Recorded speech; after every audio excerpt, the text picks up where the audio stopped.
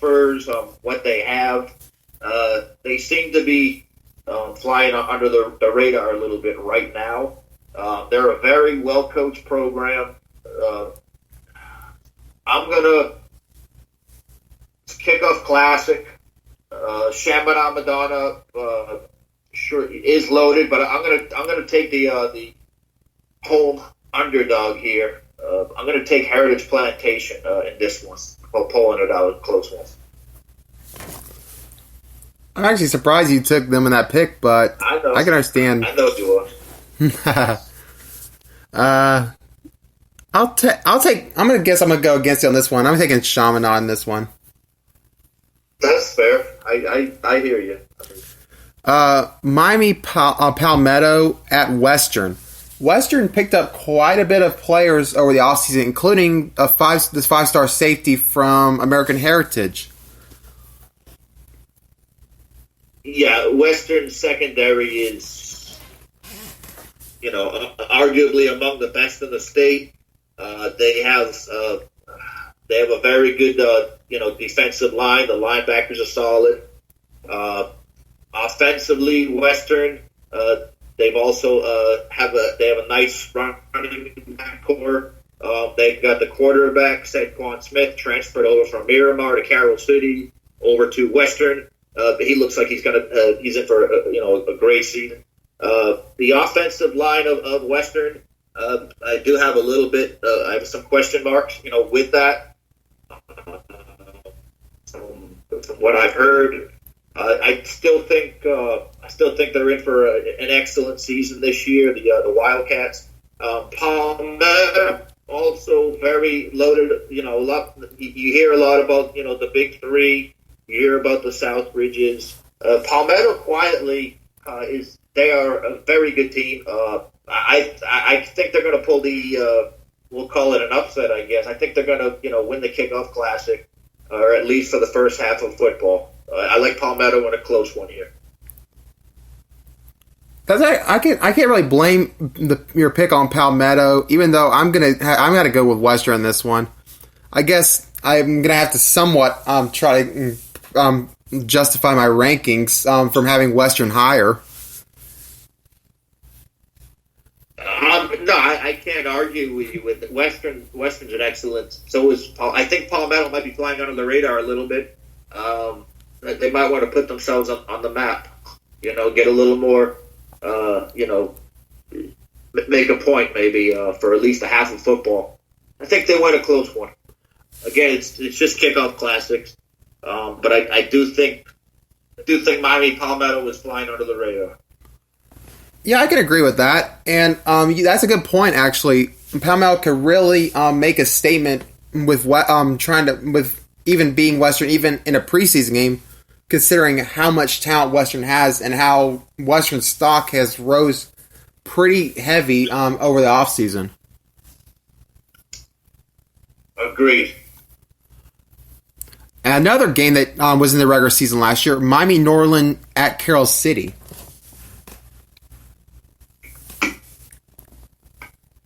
Correct. So Norland at Carroll City. Carroll City is absolutely loaded again. I know you have the situation there, with the coaching. The head coach is now at Florida Memorial.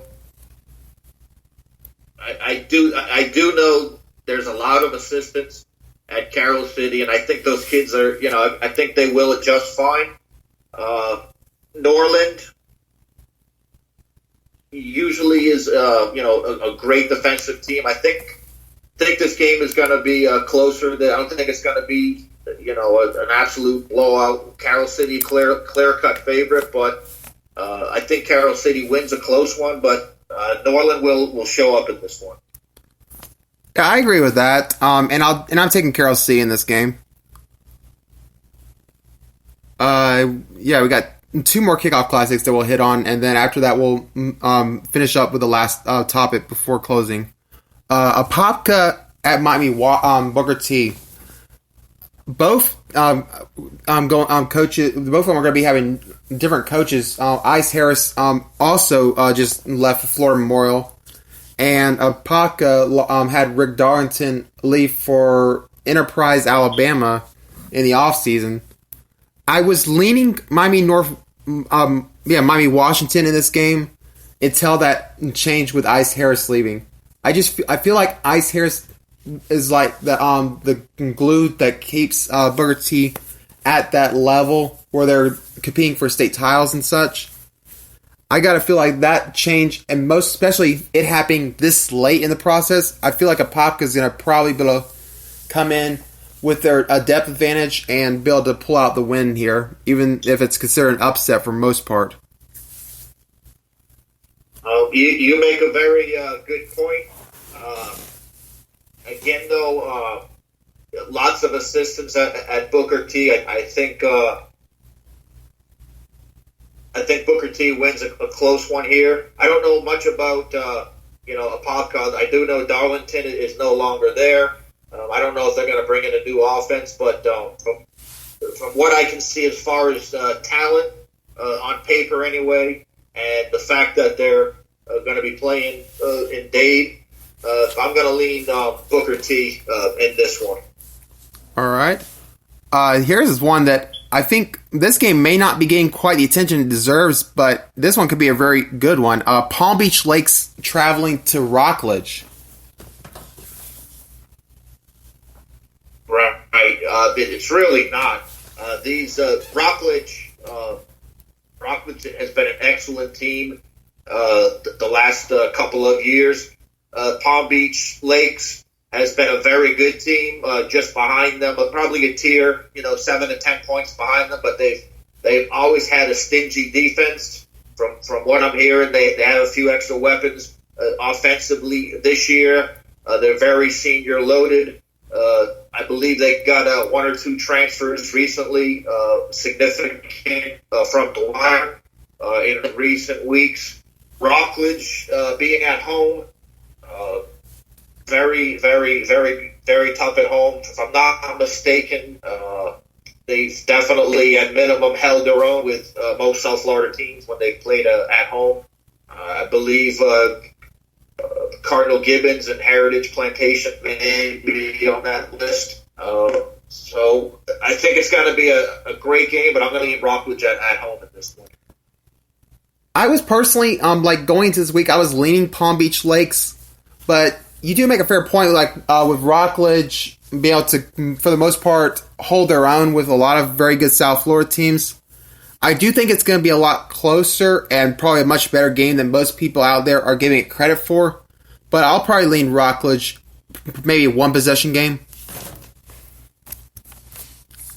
That's fair. A lot of these games probably, when I watch Kickoff Classics, that completes the list, right? Yeah. So when I watch, for me personally, when Kickoff Classics, you get a lot more out of the first half of play, than the second half. You probably see, does a coach want to show, some parts of his playbook in the second half of a game? Is it worth risking for a win? I don't think it is. So just keep in mind these are Kickoff Classics, and we might not see everything of all these teams. That is true. And now to move into our next topic, I looked at 4 schedules specifically that I just looked at. I'm sure you'll have others. I guess I'll start with Columbia's schedule. I showed this where I projected a 9-1 finish with the 10 regular season games.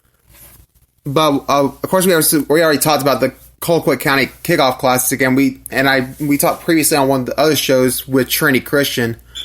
Week 2 at Oakleaf, a team that really did start pretty well last year. They started 5-1, only to lose 5 games down the stretch, and end with a first round loss at Lincoln. AA Christian Academy, there's not really much to say about them.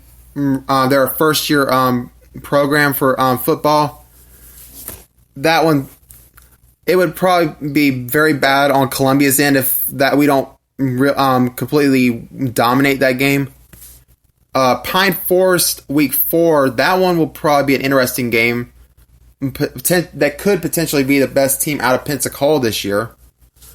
Then, of course, the bye week heading into a 3-game road trip, traveling to Gainesville, Boot Hill in Madison County, the backyard of Lee. And then coming back for Atlantic Delray, traveling to Middleburg and hosting senior night / homecoming against North Marion. Yeah, I mean 9-1. That could be fair. You got Trinity Christian at the front of your schedules. That's a tough one. You do have them at home. That's going to be a tough one. Now you do have a stretch there, September the 27th through October 18th, a 4-game stretch.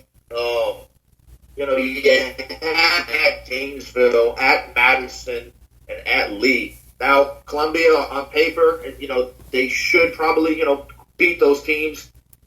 But if I'm not mistaken, I can make cases for all 3 of those teams in isolated seasons.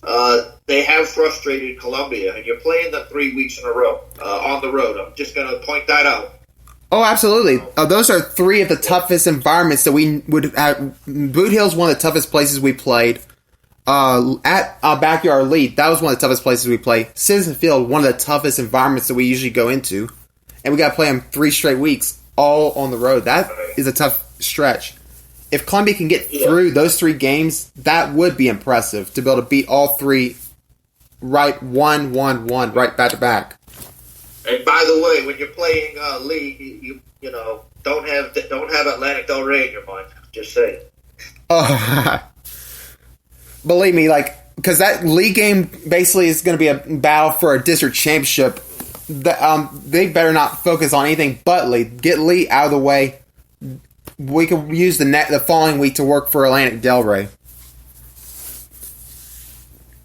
Okay. Yeah. So I personally think that 3-game stretch there on the road might be a little sneaky, but your games probably are looking like Trinity Christian and Atlantic, Delray Beach. So I think 9-1 is a good goal.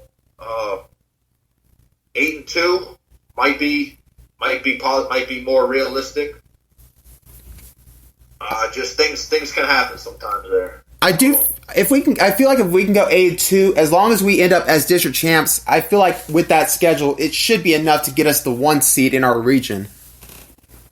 Right. Well, you finish up, at Middleburg District, and then let's not. I'm not going to throw North Marion out of the mix either. I mean, this is a team that plays good teams. Pretty good. They usually show up. I don't think that's going to be a walk in the park by any means. Oh, I agree. And that's the same team that upset Trinity Christian on the road to get to the state finals last year. Right. So you have looking at this is definitely, one of the top schedules, in the state. Probably, top 30, 40. It looks, it's a nice schedule. Here's another schedule with Venice. They first, week 1, playing IMG Academy at home. Then they travel to St. Petersburg. They travel to Vero Beach. They host Sarasota Riverview. Then they travel to Sarasota. They host St. Francis Academy. Wow, I forgot about that game. That's something we probably should have mentioned earlier in the podcast when we were talking about out-of-state games. Then they travel to Lakewood Ranch. Then they host Cocoa and Manatee to finish out the year. Yeah, I mean, listen, anytime you schedule outside of your district and county, a team that is probably on par with you or possibly better, my hat goes off to you. And, clearly this is right down to the IMG